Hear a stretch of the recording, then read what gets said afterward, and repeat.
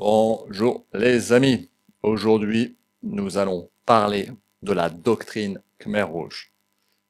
Il y a quelques semaines, François Panchaud a quitté le monde terrestre pour rejoindre le monde, son paradis. Le père Panchaud a exercé au Cambodge dans les années 70 jusqu'à nos jours. Il a vécu la chute de Phnom Penh, le début du régime Khmer Rouge, puisqu'il s'était réfugié à l'ambassade de France et qu'il a pu échapper euh, à la rétention par nos amis communistes. C'est François Panchaud qui a écrit un des premiers livres traitant du sujet Khmer Rouge que vous voyez ici, qui s'appelle Cambodge année zéro. C'était un grand spécialiste du royaume des merveilles. Il parlait couramment le khmer. Il a traduit la Bible en khmer. C'était bien évidemment un évangélisateur dans le sens où, alors catholique, attention, hein, mais il faisait partie c'était un missionnaire, voilà, le terme plus exact. Donc, en son honneur, je vais faire une vidéo qui va me ramener quelques 10 ans en arrière, lorsque j'ai créé cette chaîne. Une de mes premières vidéos était sur l'histoire de l'Indochine et du Cambodge en particulier, qui a presque 200 000 vues, il me semble. Donc, si vous voulez la voir, elle est tout au début de mes vidéos, donc il faut faire un petit peu d'archéologie. Et je vais aussi rappeler que c'est ce qui a quelque part lancé ma chaîne. Donc voilà, je fais un petit retour en arrière. Toutes mes pensées vont à Monsieur François Panchaud, qui, je pense, a rejoint Jésus dans la doctrine de sa religion et de sa foi. Voilà pour ce petit préambule. Je vais également utiliser. Alors, je vous mettrai bien évidemment les liens sur mes premières vidéos. Vous pourrez les retrouver, comme ça sera plus simple. Je vais ici me focaliser un petit peu sur la chute de Phnom Penh. Je vais utiliser plusieurs livres, dont des photos de Roland Neveu, qui était lui aussi présent à cette époque-là, réfugié également dans l'ambassade de France. Vous savez, ce qui a donné le film La Déchirure, hein, ce passage-là. Voilà pour cette petite, entre guillemets, ce petit préambule, et cette vidéo, je l'ai nommée de la Sorbonne au camp de la mort. Car effectivement, toute l'élite Khmer Rouge a été formée en France. Il faut le savoir. Donc voilà pour ce petit préambule. Je vais vous montrer quelques belles photos tout de suite qui sont celles tirées du livre, donc La chute de Phnom Penh de Roland Neveu. Grand photographe. Alors avant, je vais vous montrer, parce que c'est un peu mon métier, la photographie aérienne, le lidar, etc. Une photo juste avant la chute de Phnom Penh. Vous reconnaîtrez ceux qui connaissent. Ici, vous avez le pont dit japonais, qui a été un dommage payé par le Japon après la Seconde Guerre mondiale. Et vous voyez toute la masse de personnes qui essayent de fuir, etc. Voilà, ça c'est les derniers instants, enfin les dernières heures avant la chute de la ville. Quelques photos. Donc là, c'est l'ambassade de France. Ici, en dessous, ouais, au-dessus de moi, là, c'est l'ambassade de France qui a servi de refuge. Ici, vous avez les Khmers rouges qui arrivent avec un officier et son porte-radio, typiquement habillé dans le style Khmer rouge. Ensuite, je vais vous montrer quelques autres photos, dont voilà, un jeune soldat ici, Roland Neveu, que vous voyez là, avec des soldats, ici un jeune Khmer rouge, typique, là une photo qui est intéressante parce que elle a fait le tour du monde. Elle n'est pas de Roland Neveu, elle est de un Allemand qui s'appelle Christoph Fröder, que vous voyez ici. Alors cette photo, elle a fait le tour du monde, mais tout le monde a dit que c'est un Khmer rouge, mais pas du tout, ce n'est pas un Khmer rouge. J'en reviendrai après, parce qu'il y a eu une sorte de tentative de coup pendant l'arrivée des Khmers rouges. C'est un soldat qui appartient aux nationalistes cambodgiens, on va dire. J'expliquerai tout ça tout à l'heure. Vous allez voir, vous allez apprendre énormément de choses, comme d'habitude. Donc ça va être extrêmement intéressant. Voilà un petit peu pour le préambule.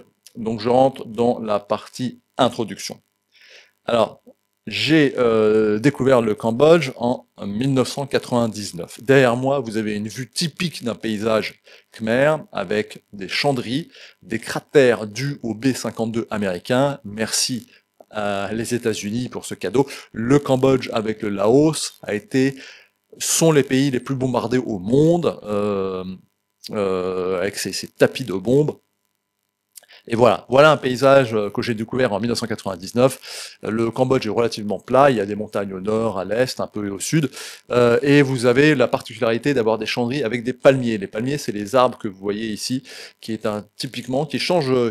La Thaïlande n'est pas du tout comme ça, par exemple. Donc voilà un petit peu les cratères de bombes. J'ai découvert le Cambodge en 1999 dans une sorte de voyage initiatique avec mon beau-frère, le mari de la sœur de mon épouse. J'ai eu la chance de faire un voyage initiatique, de découvrir des temples, dont Kmal Spin, que vous voyez ici, avec sa sainteté Burkri, donc le grand patriarche bouddhiste d'une branche un peu spécifique réformatrice. Hein, dans ce courant bouddhiste, il n'y a pas de tatouage, il n'y a pas de choses un petit peu, on va dire, superstitieuses, il n'y a pas d'amulettes, etc. C'est un courant réformateur qui vient de Thaïlande, hein, du Siam, du 19e siècle. Voilà, donc j'ai eu la chance de découvrir le Cambodge avec sa sainteté Burkri, et on a fait un voyage sur différents sites, dont ici Kmal Spin, avant qu'il ne soit détruit, car juste après notre passage, des personnes mal intentionnées ont découpé la tête de Vishnu, il me semble. Alors, j'ai fait 2 vidéos, comme je disais tout à l'heure, une sur l'histoire de l'Indochine et du Cambodge en particulier, à peu près 200 000 vues, que je vous invite à regarder, elle est quand même très intéressante, une vidéo historique. Et ensuite, j'ai fait une autre vidéo sur l'histoire moderne du Cambodge, des Khmers rouges à aujourd'hui. Enfin, bon, là, elle date un peu, bien sûr, hein, maintenant. Mais voilà un petit peu pour cela. Alors maintenant, pour cette vidéo spécifiquement, je me suis inspiré de quelques livres dont je vous conseille la lecture si ce sujet vous intéresse. Ici, vous avez un livre coécrit avec monsieur Jean-Claude Ponmonty et Serge Thion. Serge Thion, il est très intéressant, il est un grand spécialiste, alors plutôt à gauche, hein, on va dire les choses, hein, des courtisans aux partisans, et Serge Thion, il a écrit d'autres livres, et au contact de Florisson, il est devenu quelque peu révisionniste. Alors, voilà, pour l'anecdote au passage, intéressant. Alors c'est le livre-là, très intéressant. Ensuite, vous avez Histoire politique des services secrets français, et dans ce très bon livre, il y a un passage sur la période Khmer Rouge, et notamment une histoire que je vous conterai à la fin. Vous avez bien sûr le grand spécialiste Michael Vickery, Cambodge 75-82, lui, on va aussi l'étudier pour une partie sur un autre livre sur l'histoire du Cambodge, très intéressante aussi. Ici, vous avez Génocide de Khmer Rouge, un livre de Marek Zlewiński, qui est très intéressant, parce que c'est un livre qui va parler de statistiques. Moi, je suis un révisionniste des statistiques, des chiffres. Et bien sûr, le grand Adhémar Leclerc, moi je l'adore, c'est un grand spécialiste, un peu autodidacte, on va dire, histoire du Cambodge du 1er siècle jusqu'à 1900, la Première Guerre mondiale, et lui traite de sujets quand même très intéressants, notamment de la superstition, le rôle du bouddhisme dans l'enlisement des sociétés sud-est asiatiques, assez intéressant et pas très connu. Donc voilà un petit peu pour les livres.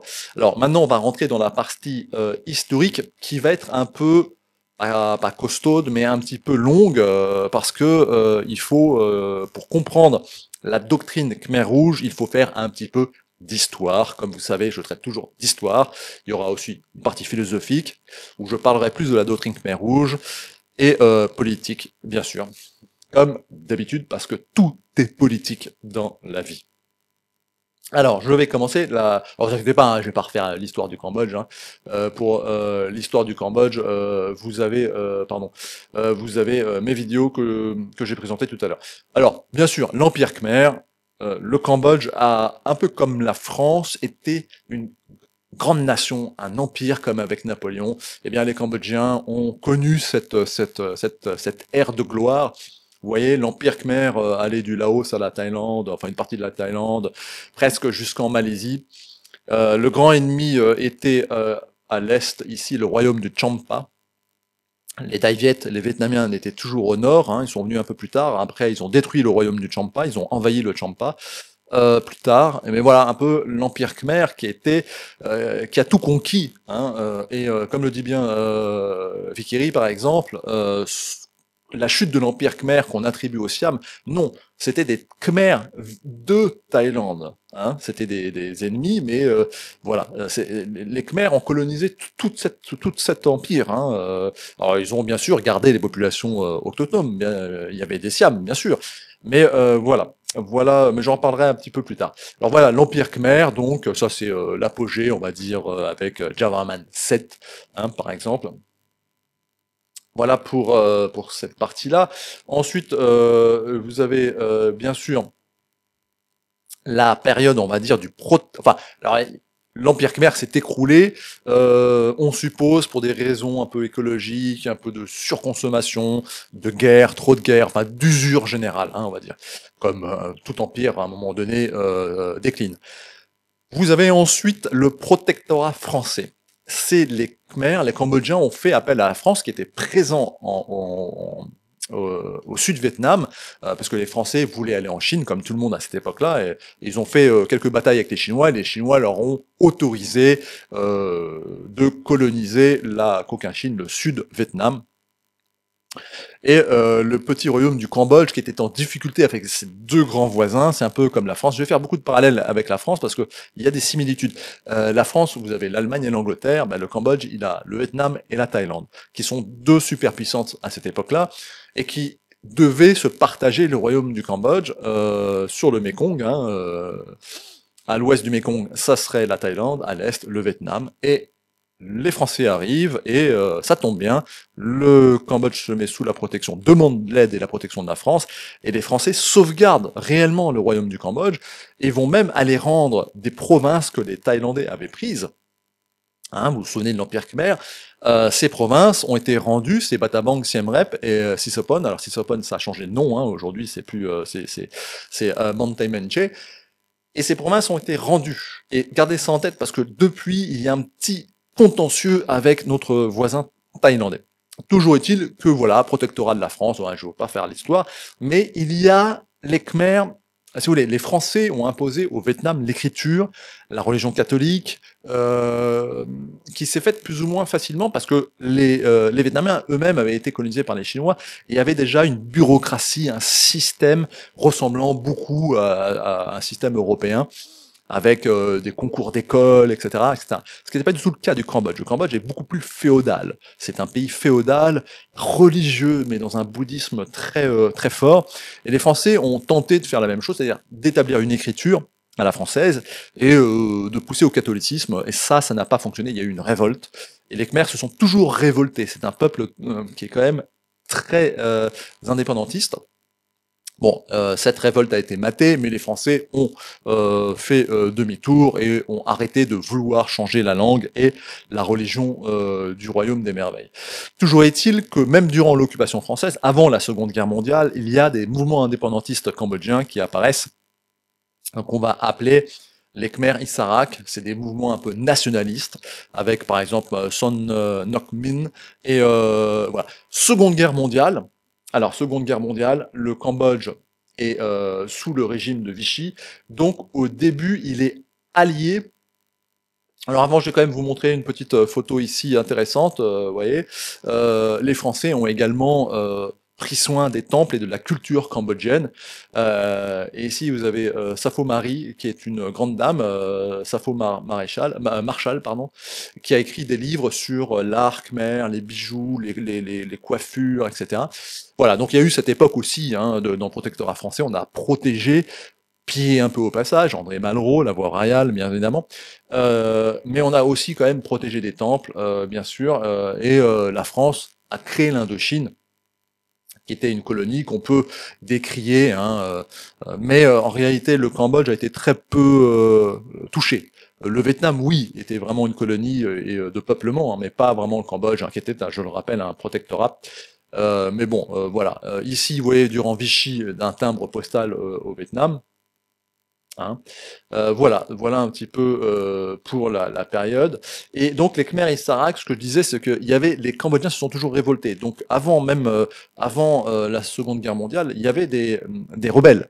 Hein, et qui se sont naturellement alliés aux Japonais. Quand les Japonais arrivent en Indochine, il y a pas vraiment de résistance puisque le gouvernement de Vichy a prêté, a fait un traité avec le régime nazi, national-socialiste. Donc du coup, les Japonais ont, comment dire, laissé faire jusqu'au jour où la France est libérée, donc 45. Et là, il y a un coup. Les Japonais, comme vous voyez ici, là, les officiers français, là, les Japonais décapitent 1000 ou 2000 officiers français. Et ici, le Cambodge devient rapidement indépendant. Les Japonais donnent l'indépendance au Cambodge, mais ça va durer très très peu de temps, hein, avec un personnage que vous voyez ici au milieu, qui s'appelle Son Ngoc Tan. Et lui, c'est quelqu'un qui va revenir dans l'histoire qu'on va traiter. Plutôt, on va dire de gauche, lui, mais nationaliste. Hein. Les Cambodgiens sont des nationalistes, hein. Qu'ils soient de gauche ou de droite, ce sont des nationalistes, parce qu'ils ont ce complexe d'infériorité avec ces deux grands voisins, comme nous les Français, à peu près pareil. Alors, coup des Japonais, assez dur, hein, je vous dis, entre 1000 à 2000 décapitations au katana, hein, les Japonais n'ont pas rigolé. À tel point que les Français ont dû se réfugier en Chine. Hein. Vous voyez, ça c'est l'armée française en déroute, et qui se réfugient en Chine. Alors la Chine nationaliste, hein, avec le Kuomintang, c'est pas encore communiste à cette époque-là. Donc voilà, là c'est Seconde Guerre mondiale. Bien sûr, les Français vont reprendre la main sur leur territoire, avec ici par exemple le colonel Sassy à gauche, hein. Lui c'est un Américain, je vais parler après. Le colonel Sassy en fait c'est des Jetsburg, en fait c'était des commandos. En réalité les Américains, donc ici l'OSS, chef de l'OSS ici, hein, Aaron Bank, les Américains ne veulent pas que les Français reprennent possession de leur territoire coloniaux. Ils veulent les garder pour eux. Et les deux sont parachutés secrètement au Laos, lui, colonel Sassy au Laos, pour reprendre main sur les réseaux de résistance et marquer une présence française en Indochine. Et ces deux messieurs se connaissent, hein, parce qu'ils étaient des commandos Jetsburg. Les commandos Jetsburg, c'était des commandos anglais pendant la Seconde Guerre mondiale, qui étaient parachutés dans les territoires occupés, notamment en France, où il y avait toujours un Américain, un Français si c'était en France, un Hollandais si c'était en Hollande, etc., et un Anglais. Chacun avait une spécialité, explosif, langage, traduction, meurtre, enfin ouais, commandos spéciaux, hein, comme opération spéciale. Et ils se connaissaient, mais ils se sont battus au Vietnam. Il y a eu coup de feu parce que les Américains finançaient Ho Chi Minh. Ils ont financé Ho Chi Minh avant de comprendre que c'était quand même un communiste. Donc, vous voyez, les Américains sont toujours dans tous les coups tordus. D'ailleurs, on les reverra après. Voilà pour l'anecdote. Donc, les Français et les Américains ont combattu à cette époque-là. Alors, petit combat, hein, c'est pas non plus. Donc, voilà, la France récupère ses colonies. Ils vont chercher un roi pour le trône du Cambodge et ils trouvent un jeune étudiant de famille royale, hein, Norodom, au lycée de Saigon. C'est ce charmant monsieur, ce charmant jeune homme, ils se disent, lui, on va pouvoir le manipuler sans trop de problèmes, mais ça n'a pas été le cas. Hein. En 53, il grandit et négocie l'indépendance du Cambodge avec le général de Gaulle, le grand général de Gaulle. Et le Cambodge devient indépendant, sous tutelle française, on va dire, mais quand même, le roi Sihanouk, on va pouvoir le critiquer pour beaucoup de choses, mais il va quand même réussir à garder son pays neutre dans cette guerre folle, qui est la guerre du Vietnam américaine. Donc voilà. Alors maintenant, les Vietnamiens commencent à utiliser, on va dire, le Cambodge avec la fameuse piste Ho Chi Minh et commence à utiliser le Cambodge comme en fait qui est neutre, hein, le Cambodge est neutre à cette époque-là et il y a un deal qui est fait. Allez, disons les choses, il y a un deal qui est fait et ça Panchaud l'expliquait bien dans son livre et ses ouvrages. Le roi du Cambodge, enfin il est plus roi à cette époque-là, il est premier ministre, mais ça reste quand même le roi. Norodom Sihanouk a-t-il le choix de faire autrement? En tout cas, il loue le Cambodge, ou des terrains au Cambodge, à la frontière vietnamienne, pour que les Viet Cong et les Viet Minh puissent s'organiser en dehors du Vietnam et ne pas être bombardés. Et ça, les Américains, bon, ils vont apprécier moyen, parce que Sihanouk commence à refuser l'aide américaine, et choisit une voie, une troisième voie à la De Gaulle, hein, on va dire. Et là, les Américains vont tout simplement outrepasser la neutralité du Cambodge et bombarder le Cambodge. Et là, ça va déclencher quelque chose d'assez grave, puisque ils vont aller plus loin, les Américains, ils vont organiser un coup d'État avec le général Lon Nol ici, au milieu, pour vraiment avoir plein pouvoir, et là, faire la guerre aussi sur le territoire cambodgien.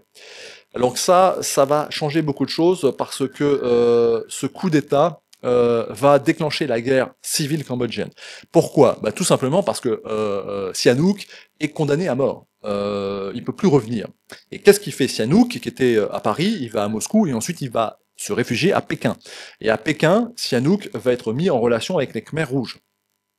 Et les Chinois vont le conseiller en lui disant, bon écoute, vas-y, fais une alliance avec les Khmers rouges. Donc là, vous voyez cette photo, vous voyez Sihanouk, vous voyez à gauche son épouse, Monique Easy. Alors Monique, la reine du Cambodge, la reine mère du Cambodge, est d'origine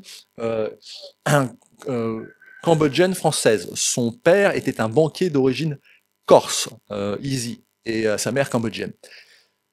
Elle est devenue la reine, elle est toujours la reine aujourd'hui, à ce jour, hein, et c'est son fils qui est le roi, mais voilà, donc le roi Sihanouk à peu près au milieu, et vous avez à gauche Khieu Samphan, personnage dont on va reparler. Donc le roi fait alliance avec les Khmers rouges, et il fait un appel radio qui va être entendu par toute la population, même la famille de ma femme, hein, son père, etc. Et ont tous rejoint le roi. Et vous comprenez que le Cambodge, c'est un royaume. Les gens vénèrent le roi.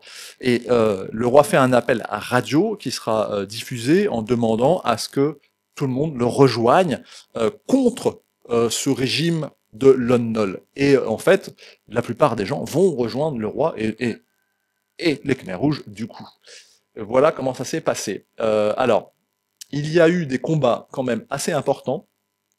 Il y a notamment des troupes d'élite, donc la force Mike, hein, que vous voyez ici, qui les Américains ont fait comme les Français, comme Sassi. Ils ont utilisé des populations minoritaires qui n'aimaient pas trop les Vietnamiens, et ils ont aussi utilisé les Khmers du Sud qui vivaient en territoire vietnamien, qui sont des Khmers assez guerriers, hein. Et ils vont commander les commandos de la force Mike, qui a vraiment opéré, qui a vraiment fait des coups, etc. Parce que l'armée de Lon Nol était quand même très sous les ordres de Fernandez, etc. Du général Fernandez, c'était quand même corruption, beaucoup, un peu de combat, négociation, enfin bon, à la cambodgienne, on va dire. Mais eux, par contre, ont combattu assez durement. Il y a des populations, les Khmers du Nord, des montagnes, et les Khmers du Sud.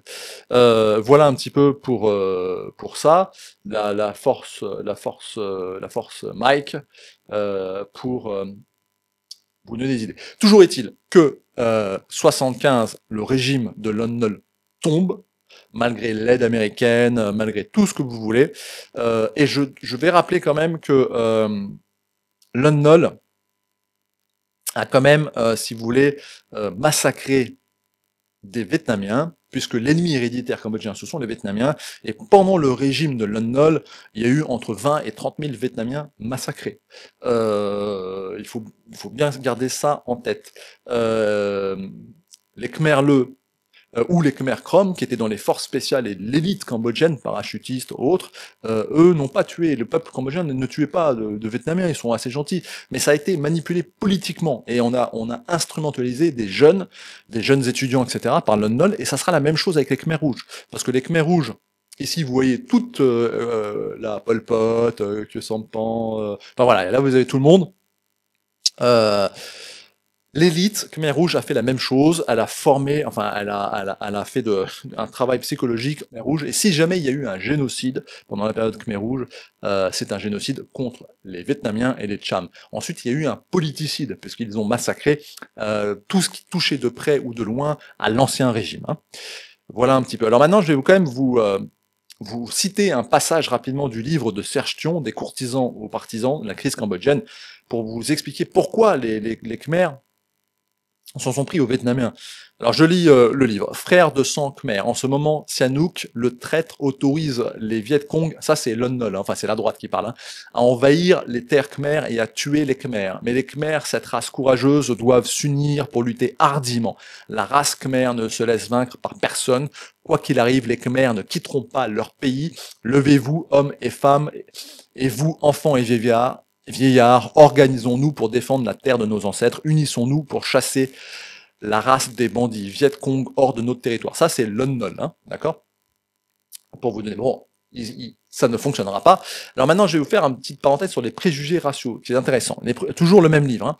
Les préjugés raciaux et l'idéologie raciste sont loin d'être le privilège de la société occidentale. Et en Asie plongent leurs racines dans un passé culturel antérieur à la colonisation, bien que cette dernière ait beaucoup fait pour les exacerber et leur donner une formulation moderne. Sans chercher ici à retracer l'histoire, on se bornera à constater qu'à l'heure actuelle, les préjugés racistes sont surtout l'apanage des classes bourgeoises. Dans les villes, leur premier objet est la couleur de la peau. On trouvera couramment chez les jeunes vietnamiennes le sentiment de la supériorité de la peau jaune, chez les jeunes vietnamiens, pas vietnamiennes, hein, de la peau jaune sur la blanche et fortiori sur la noire. Au Vietnam, comme ailleurs, la population est assez mélangée, et les individus très basanés ne sont pas rares. Ils sont à subir les plus odieuses moqueries, les indigènes montagnards ou négroïdes. Les Noirs américains, les Indiens sont considérés par certains comme n'étant pas réellement humains. Les Khmers, de complexion généralement plus foncée, hein, ils ont une peau plus foncée, sont méprisés pour cette raison à un même titre d'ailleurs que le paysan tanné par le soleil des rizières. Ils sont noirs comme des singes, entendra-t-on dire par une jeune fille de bonne famille qui pour rien au monde n'accepterait de s'exposer aux rayons du soleil. Les Chinois, satisfaits de leur pâleur, pensent de même. Dans le canon sino-vietnamien, et donc cambodgien, l'ivoire et la face de lune sont les critères de la beauté du teint pour les jeunes bourgeois ou semi-intellectuels khmers qui partagent ces préjugés. La situation est plus difficile en raison de la place médiocre qu'ils occupent eux-mêmes dans l'échelle de la blancheur. C'est une des racines du complexe d'infériorité que beaucoup ressentent à l'égard des Vietnamiens ou des Européens. Voilà. C'était important de citer ce texte parce que pour comprendre l'Asie, et donc pour comprendre le régime Khmer Rouge, il faut comprendre ces niveaux de complexe qu'ont ces peuples, notamment Khmer, cambodgien, qui était ce grand empire et qui s'est, avec les Khmer Rouges, retrouvé au plus bas de l'échelle. La chute de Phnom Penh, donc à l'arrivée des Khmer Rouges, la seule ambassade qui n'a pas été totalement détruite, même l'ambassade russe a été attaquée, c'est l'ambassade de France. Donc la plupart des gens qui avaient les moyens se sont réfugiés à l'ambassade de France.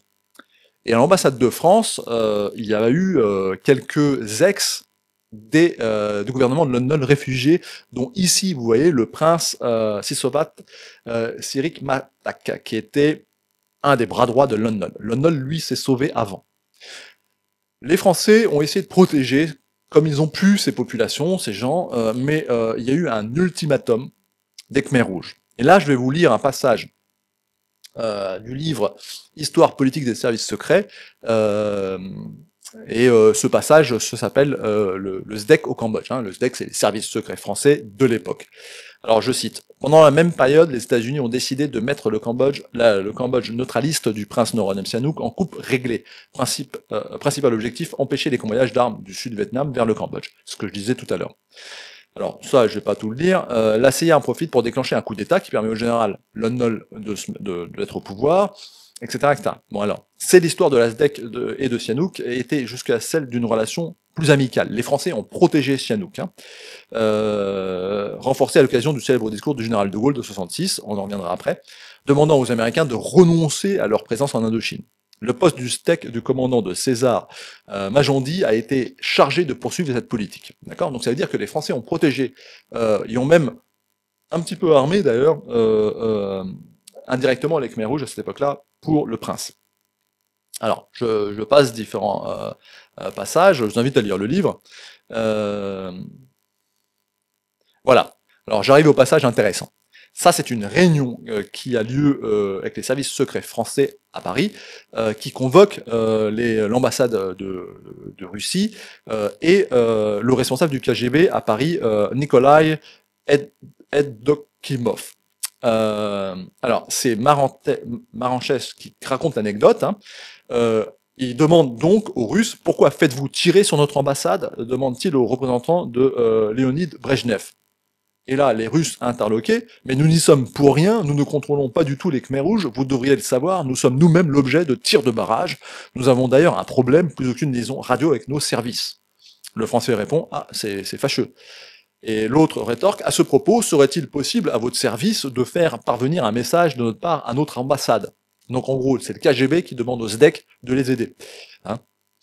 Le vieil anticommuniste qu'est Maranchès a-t-il soudain compris que les Khmers rouges, en réalité, plus proches de Pékin que de Moscou, sont bien plus dangereux que son ennemi de toujours, l'URSS. Souriant comme l'énigmatique chat de Chesser, d'Alice au pays des merveilles, savourant cette situation absurde, il donne son accord aux camarades Tchervenko, les techniciens des transmissions de la piscine se muent pour un court instant en agent de liaison des soviétiques.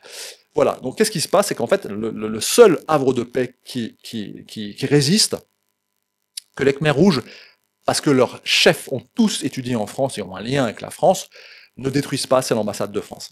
Et je continue un petit peu. Là-bas, à Phnom Penh, la situation prend une tournure plus tragique à chaque instant. En effet, un consul, Jean d'Irak, fait figure d'ambassadeur, il n'y a plus d'ambassadeur, et coordonne un peu tout le monde, avec le lieutenant-colonel Hermini, chef de poste du SDEC, quelques gendarmes, le père François Ponchot, dont on parlait tout à l'heure, des missions étrangères de Paris, l'ethnologue François Bizot, qui a aussi écrit beaucoup de livres sur le Cambodge, dont Le Portail, qui propose ses services comme interprète. Bon, on gère une situation catastrophique, d'accord? Dans l'ambassade sont réfugiés par ordre d'importance. Hein. Une Bong Or, le président de l'Assemblée nationale, le prince Sisovat Sirik Matak, la princesse Manivan, troisième épouse du roi Sihanouk. D'accord? Donc ça, c'est des gens d'importance réfugiés. Jean d'Irak, ancien résistant djihadiste, torturé par la Gestapo, marié à une Laotienne de ses que faire. En l'absence d'ambassadeur, c'est lui le responsable, si vous voulez, d'accord? Et sous la, enfin bon, je vous lis pas tout, mais sous la pression, et il y a à peu près 2000 personnes hein, dans cette ambassade, et sous la pression des Khmers rouges, que vont faire les Français? Bah, les Français vont livrer ces trois personnes, le prince ici, Ritik Matak, qui sera exécuté, la princesse également, et le troisième personnage, lui, va résister. Hein, vous voyez ici, c'est une photo qui a été prise de l'époque, et vous voyez que les gendarmes, là, hop, je me pousse un peu, vont le mettre dehors de façon physique, hein, et il sera également exécuté. Alors ça, c'est une tragédie que la France reconnaît quand même, hein, mais avait-elle le choix? Avions-nous un autre choix? Et ici, vous voyez le père Ponchot, sur cette grille qui a été gardée, hein, parce que l'ambassade a été reconstruite, hein, enfin les murs ont changé, etc. Et ça c'est la fameuse grille où on a expulsé de façon assez brutale ces personnes qui ont été massacrées par les Khmers rouges. Alors, ce prix a permis aux autres d'évacuer, et tout le monde a pu être évacué de l'ambassade de France, hein, ce qui a permis à beaucoup de gens de survivre. Voilà. Alors voilà pour ça, c'est triste, mais c'est ainsi. Alors, ensuite, je vais vous parler rapidement d'un personnage assez incroyable. Alors, le régime tombe, l'ambassade de France est évacuée, et il n'y a plus personne, hormis quelques groupes de résistance ci et là aux frontières. Il n'y a plus grand monde au Cambodge qui résiste, mais il reste un personnage assez incroyable, que moi, personnellement, j'adore. C'est le Norodom Chanta Rengse, que vous voyez ici, au-dessus de moi, et à gauche, c'est un journaliste. Je crois que c'est James Fenton qui a écrit un livre de poèmes, de recueils sur cette période. Donc lui va résister aux Khmers rouges pendant quelques temps, et il va devenir un chef de guerre dans la région de entre Komponspe et Kirirom.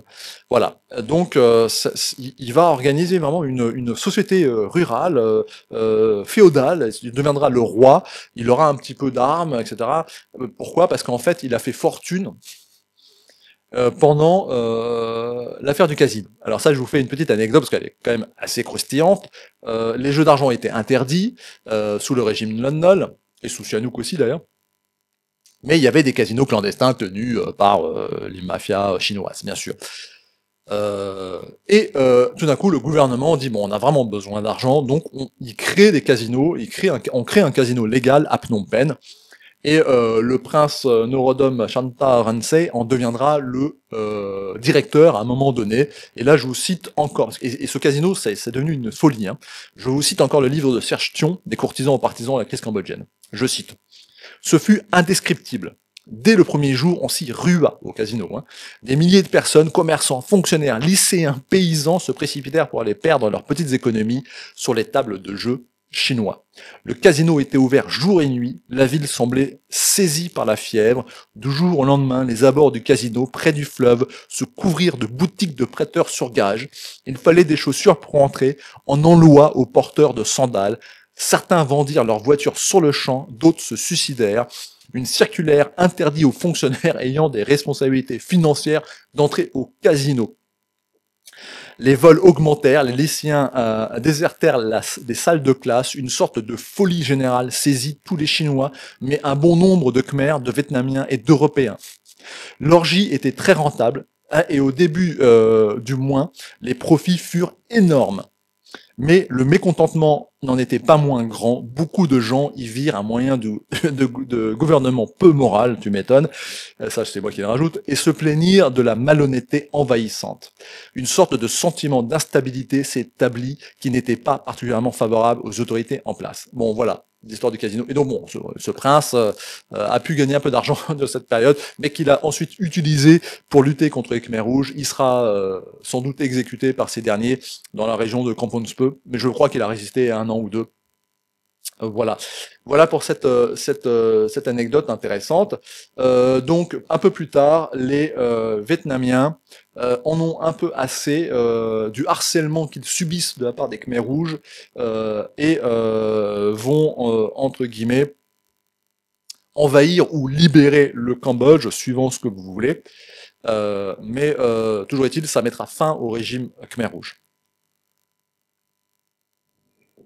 Alors, je rappelle que juste avant, l'ANCAR, donc l'organisation, comme on dit ici en clair, désigne les responsables militaires de la frontière vietnamienne responsables du fait qu'ils n'arrivent pas à, entre guillemets, attaquer le Vietnam. D'accord ? Et dans cette région, il y a un jeune officier qui s'appelle Hun Sen, qui deviendra le Premier ministre, qui deviendra Samdech Hun Sen plus tard. Et lui, pour pas être exterminé par les purges et les purges du régime Khmer Rouge, va se réfugier au Vietnam. Une fois, 2 fois, ils vont l'expulser. Pour un moment donné, les Vietnamiens comprennent ce qui se passe. Ils vont accepter tous ces Khmers réfugiés. Et en réalité, c'est eux, les Khmers réfugiés, qui vont envahir et libérer le Cambodge. Hein, avec l'aide des Vietnamiens, bien sûr. Toujours est-il, ça c'est 77.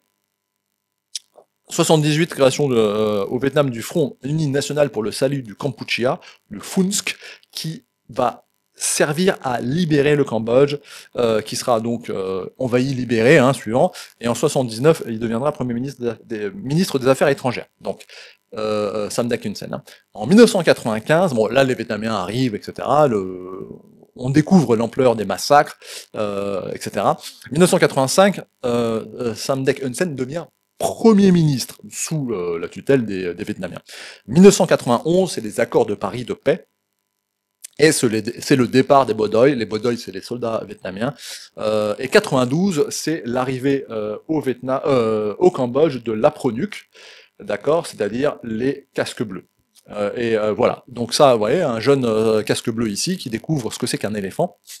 Il se reconnaîtra lui-même. L'APRONUC arrive et apporte la paix, on va dire, au Cambodge, mais également certaines maladies sexuellement transmissibles et quelques notions de corruption. Hein. En fait, beaucoup d'argent arrive, hein, je vous donnerai des chiffres plus tard, Et en 93 sont organisées les premières élections libres au Cambodge. Voilà un bulletin de vote, hein, voilà. Et arrive en tête le fils du roi, donc Norodom Ranarid. En seconde place, Hun Sen. Bon, ça se joue à pas grand-chose, hein, mais personne veut partir. Hein, donc on trouve un compromis à la Khmer. Et on va élire deux premiers ministres, ce qui est un peu dingue, mais c'était comme ça. Voilà, donc il y aura le premier ministre Norodom Ranarid et premier ministre Hun Sen. En 94 est instituée la constitution cambodgienne, avec l'aide d'un monsieur belge qui est assez intéressant, qui a écrit pas mal de livres intéressants, dont je vous conseille aussi, dont un où il dénonce l'Europe actuelle, hein. Raoul Marc Génard, qui va aider à écrire la constitution khmer. Donc ça, c'est 94 à peu près. Ensuite, j'ai bientôt fini, vous inquiétez pas, il y a un événement particulier.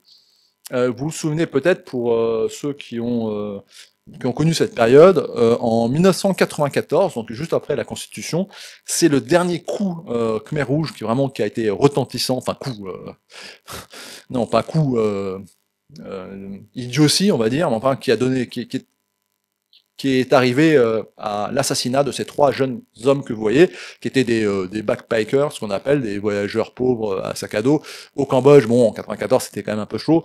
Toujours est-il qu'un train se fait attaquer, ça serait lui le responsable, Choukrin. Ces messieurs sont kidnappés avec, je sais plus, des centaines de Khmers.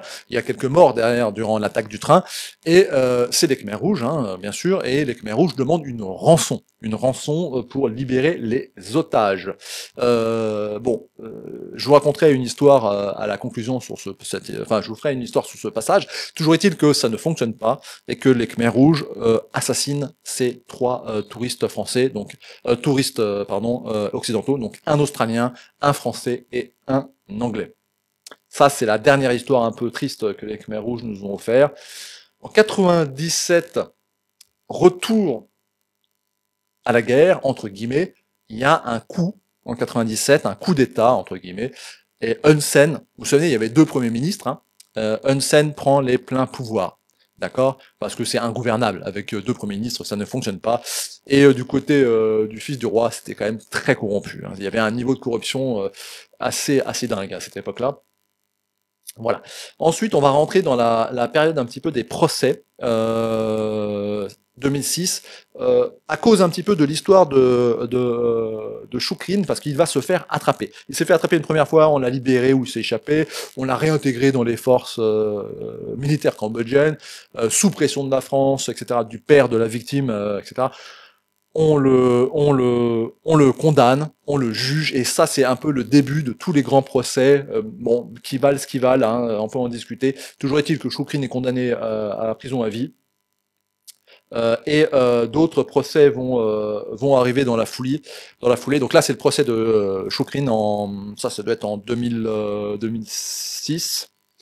Ouais, je pense. Et là, on va commencer tous ces grands procès, vous savez, avec notamment Que Sampan, qui sera défendu par Jacques Vergès, qui était son ami de l'époque de la Sorbonne, hein, tous ces idéalistes communistes, et Que Sampan est un des derniers à être encore en vie et en prison aujourd'hui. Hein. Voilà. Là, ensuite, on arrive au conflit de Prévert. Alors, vous vous souvenez, voilà, Prévert, c'est des temples que j'ai visités, vous voyez, c'est moi un peu plus jeune avec quelques kilos de plus. Prévert, c'était des temples assez magnifiques qui sont très reculés à la frontière thaïlandaise, vraiment au nord du Cambodge.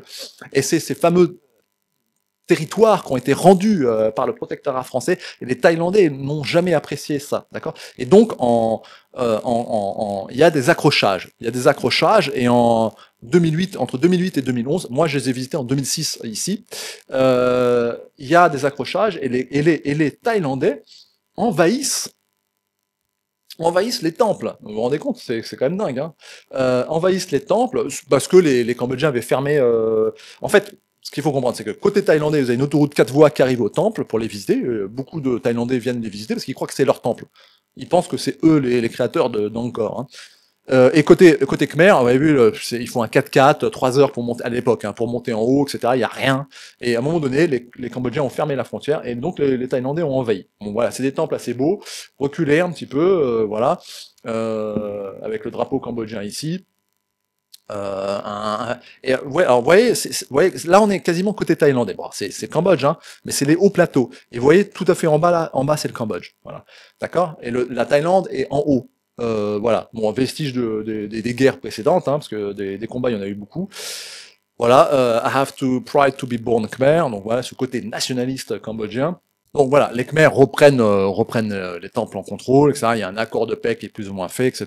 Bon voilà, pour l'anecdote, donc 2008-2011. Ensuite, nous avons 2018, la Russie reclasse, le Cambodge avait une dette vis-à-vis des Russes énorme de 1,5 milliard ou 2 milliards de dollars. Et là, en 2018, Medvedev vient au Cambodge et reclasse la dette. En fait, ils annulent la dette en investissement, ce qui va bien aider le Cambodge.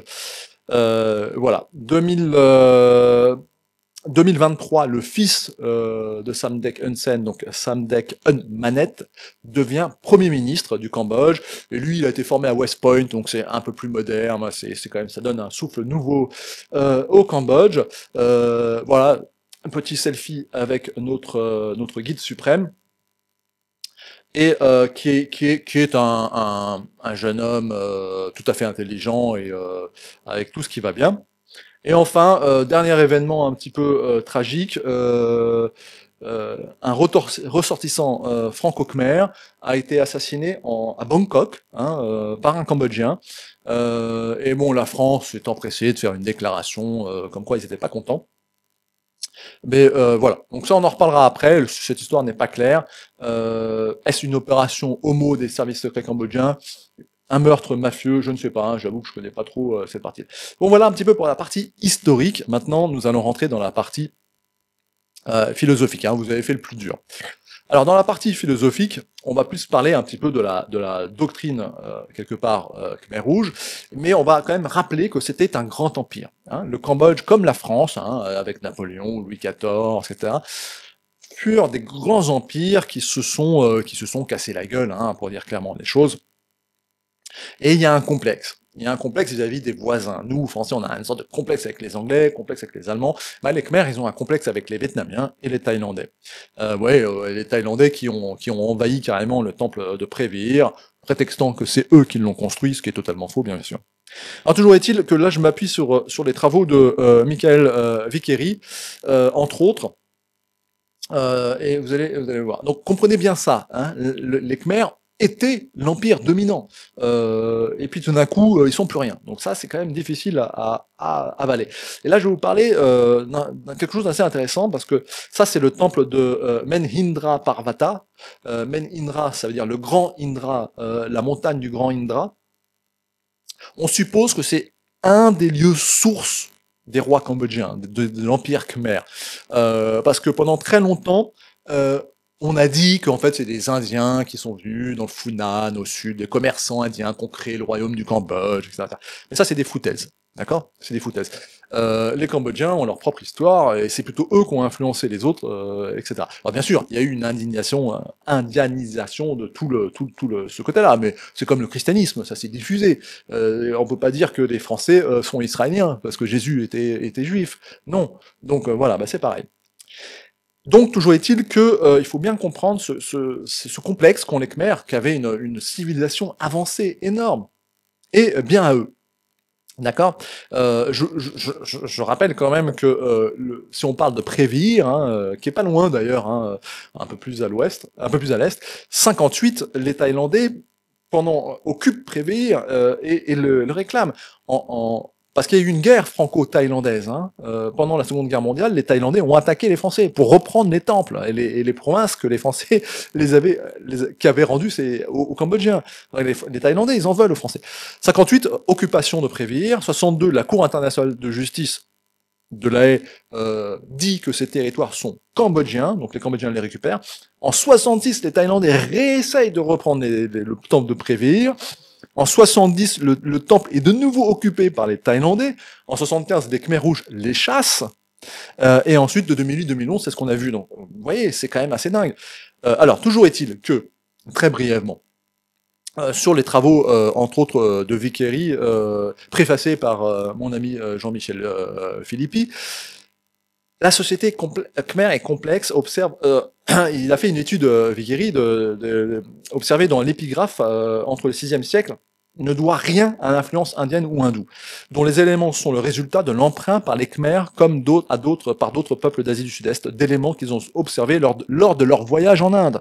Et on sait maintenant, en fait, il y avait des voyages de Khmers en Inde. Il y a aussi l'inverse, bien sûr. Mais en fait, les commerçants, ils cabotaient le long de la côte pour aller en Chine, parce que l'objectif de l'Inde, c'était la Chine. Et donc, qu'ils ont trouvé attrayant. Les Khmers ont une propre culture, système politique et social. Le Funan Chenla, ce qu'on dit historiquement serait l'origine, etc., sont des désignations géographiques faites par les Chinois. Le titre roi Kampuchea signifie qu'un début de nation, ou tout du moins, ah oui, je lis le livre de Vickery ici, ou tout de moins d'une communauté linguistique et ethnique existait déjà à cette période. Au 8e siècle, la société cambodgienne était déjà complexe et avancée, et n'était pas du tout c'était pas du tout l'anarchie qui aurait soi-disant contraint une partie de la famille royale à immigrer à Java, ça c'est la légende. Les attaques javanaises furent contre le Vietnam et le Champa, pas contre le Cambodge qui à cette date était en train d'être unifié par sa propre royauté et volonté. En ce qui concerne Javarman II, c'est le fondateur du royaume, la théorie javanaise, donc qui serait venue de Java, est infondée. S'ils avaient des liens avec un pays étranger, c'était avec le Champa. Le Champa, vous vous souvenez, c'est la partie du Vietnam occupée par les Cham. Du sud était puissant et pouvait représenter un danger pour le Cambodge, le Champa. En conclusion, je pense, Vickery, que nous devrions oublier l'île de Java en ce qui concerne Javarman II. Il était issu d'une famille importante du sud-est du Cambodge, peut-être Vajrapura, ou près de Bantay, près Nokor, et il avait des liens s'il avait des liens avec un pays, c'était le Champa. Alors maintenant, pour résumer, voilà, c'est qu'en fait, l'Empire Khmer, c'est fait par lui-même. C'est pas des commerçants indiens ou je ne sais quoi, ou chinois qui ont créé l'Empire Khmer, non pas du tout. C'est encore ce complexe qu'on a aujourd'hui, comme la France. C'est comme si je vous disais qu'en fait Napoléon est corse, et donc en fait la France est corse, a été influencée par les Italiens, etc. Non, pas du tout, il était français. Bon, voilà un petit peu pour cette partie-là. Maintenant, je vais vous parler un petit peu plus. Bon, je vous montre quand même cette magnifique vue du Phnom Kulen, qui serait l'origine des rois Khmer, un petit peu. La montagne, voilà, ça c'est un relevé lidar. Bon, je vous montre parce que c'est un peu mon métier, donc ça me fait plaisir. Où on a trouvé, voilà, vous voyez, des temples, des alignements, voilà, c'est extrêmement riche d'un point de vue archéologique. Bon, maintenant, je rentre un petit peu plus l'histoire de la Sorbonne. L'histoire de la Sorbonne. Alors, on va parler ici d'un personnage très intéressant qui s'appelle, excusez-moi, j'ai du mal à prononcer son nom à lui, Song Sik-eum, je pense, je suis pas sûr. Alors, ce personnage est très important, c'est un des grands intellectuels, enfin, il y a aussi que Sampan, mais un des intellectuels Khmer rouges, formé en France, à la Sorbonne, etc., marié avec une Française. Il a rejoint le mouvement étudiant communiste, mais a rapidement impliqué dans des groupes clandestins, qu'il a obligé à se cacher à Phnom Penh pendant la majeure partie de sa 53-54. Plus tard, il a obtenu au lycée Sisovat, tout en maintenant des liens dans les clandestins. En 57, il rencontre Ieng Sari, qui va suivre, ça sera un petit peu son chef. La même année, il reçoit une bourse pour aller étudier en France, et voilà, comme les autres, il va à la Sorbonne. Étudiant, il se marie avec son épouse qu'on voit ici pendant la période Khmer Rouge. C'est des rares, vous voyez là, ici là avec ses enfants là, eux sont restés au Cambodge pendant la période Khmer Rouge. Et d'ailleurs, elle a écrit beaucoup de livres. Elle s'appelle Laurence Pic. Et donc, ils ont vécu la période Khmer Rouge de l'intérieur. C'est une des rares étrangères, il y en avait quelques autres, qui ont vécu cette période-là. Donc, il se marie en France, et c'était un des plus proches collaborateurs de Ieng Sari, ministre des Affaires étrangères, porte-parole du régime, etc., etc. Alors, ce qui est intéressant, c'est que à l'école de Kampong Cham, je le cite dans son livre, j'ai été très influencé par la Révolution française et surtout par Robespierre, l'un des plus durs des révolutionnaires républicains français. De là à devenir communiste, il n'y avait qu'un pas. Robert Pierre a été mon héros. Robespierre et Pol Pot, les deux hommes, ont la même qualité de détermination et d'intégrité. Ce qu'il faut bien comprendre, mes amis, c'est que je ne fais pas la publicité du communisme, loin de là, c'est que ni Pol Pot, ni Robespierre ne se sont, comment dire, enrichis personnellement. Adolf Hitler s'est enrichi avec Mein Kampf, par exemple. Hein. Göring est devenu archi-milliardaire, il volait tout ce qu'il pouvait. Mais les Khmers rouges, ça n'a pas été ça, c'était vraiment des purs. Alors après, il y en a eu, hein, des magouilles, hein. Mais les purs sont morts, hein, entre guillemets. Alors, ils ont aussi massacré au passage, hein, on est bien d'accord. Mais voilà, c'est quand même quelque chose qu'il faut quand même garder en tête, et sur justement le nombre de morts imputés à ce régime. Moi, je suis un révisionniste comptable. Hein. Et je m'appuie sur un travail très sérieux qui s'appelle le génocide Khmer Rouge de Marek Sliwinski, qui dénonce tout simplement par les chiffres. Hein, c'est comme le nombre de morts. Alors, je ne suis pas du tout un révisionniste sur le fond. Les nazis ont voulu exterminer les juifs, les Khmers rouges ont exterminé leurs ennemis politiques. Et ensuite, la plupart des gens sont morts de faim dans les camps. Quoique, moi-même, dans ma belle famille, j'ai quelqu'un qui était cadre Khmer rouge, hein, ce qui est tout à fait normal, hein, et elle a plutôt grossi durant cette période. Hein. Bonjour Tata, si tu es là. Bon, voilà, hein, c'est complexe, c'est jamais blanc et noir.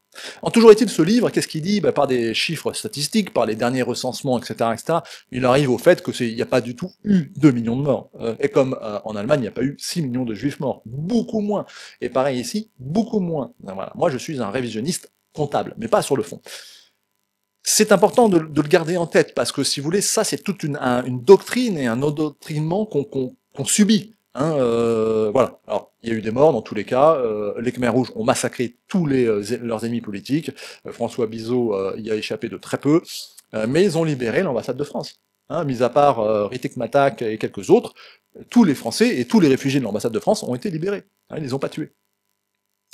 Bon, voilà pour ça, petite touche historique, mais bien sûr, bon bah voilà, il y a eu des massacres, il y a eu des totales, enfin, c'est le système communiste dans toute sa gloire, c'est la folie de la révolution, hein, je cite toujours cette phrase, la folie de la révolution fut de vouloir instaurer la vertu sur terre, quand on veut rendre les hommes bons, sages, libres, modérés, généreux, on est amené fatalement à vouloir les tuer tous.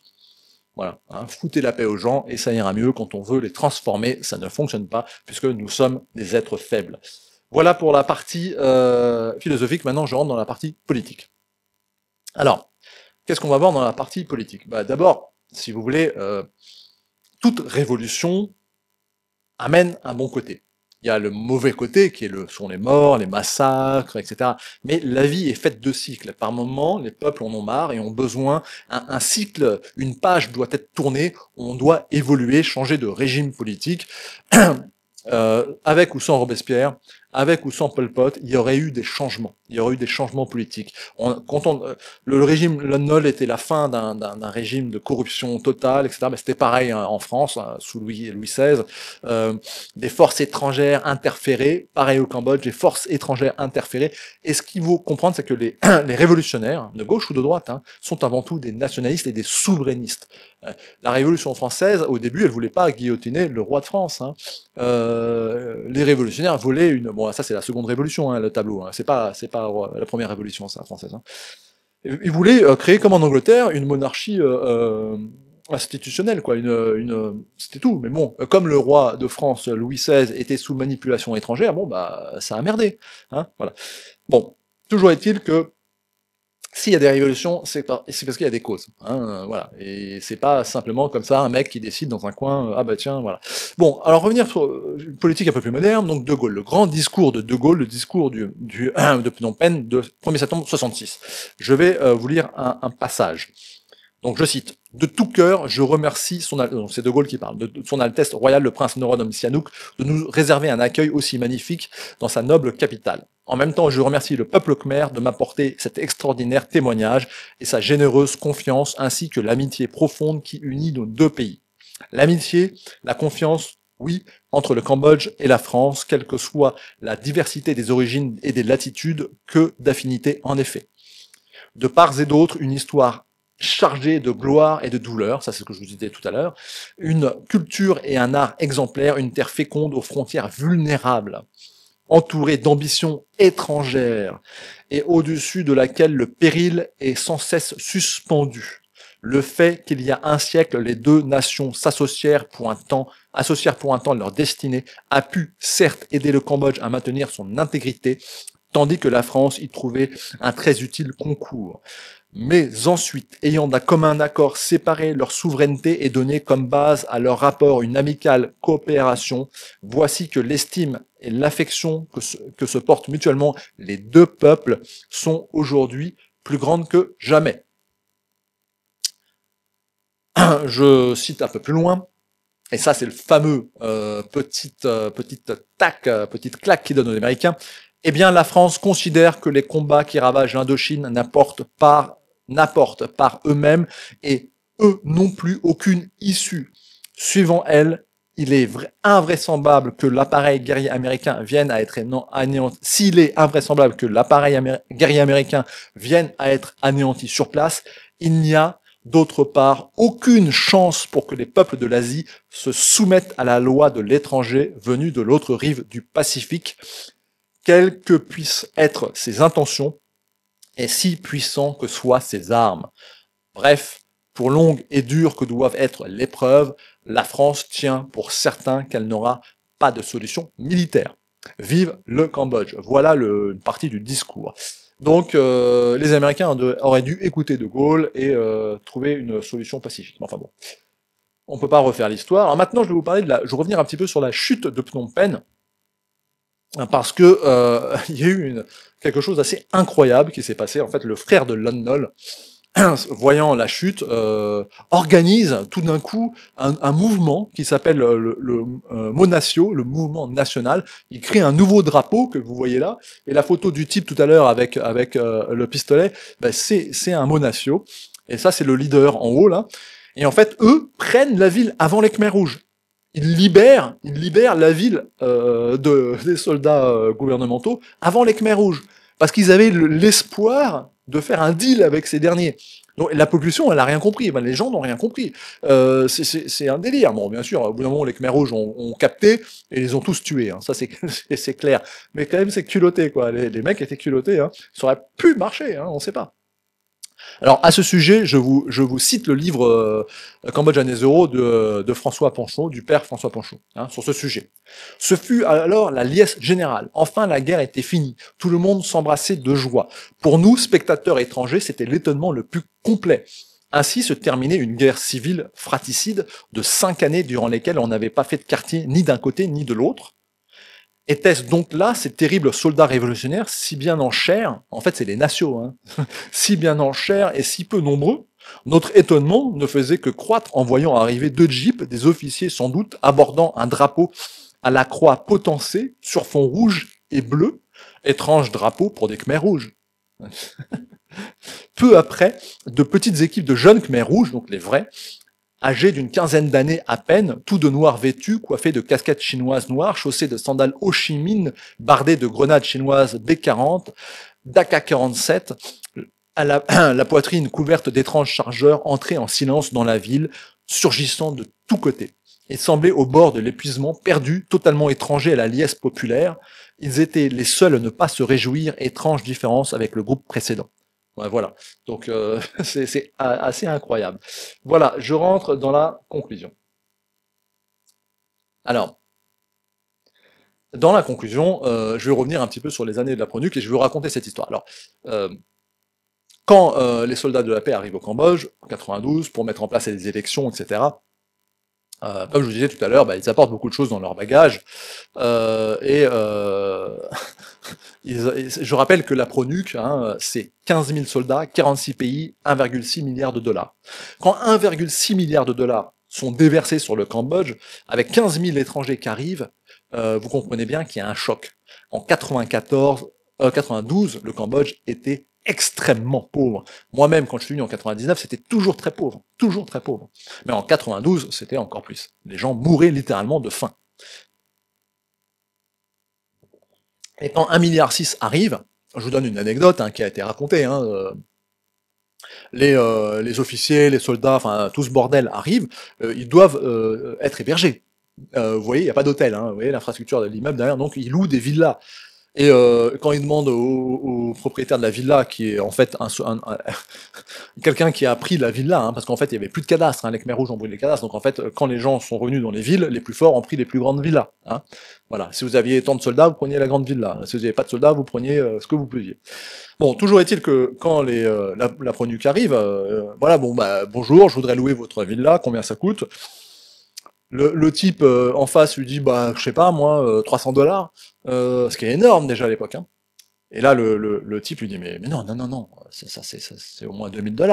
Donc en fait toi je vais te donner 500 $ sur tes 300 et puis tu me donnes le reste, je récupère 1500 $ et voilà. Et ça a été le début d'une corruption. Alors, la corruption a toujours existé au Cambodge, il n'y a pas de problème. Mais une corruption moderne dans ce type-là, quand même, ils savaient pas le faire.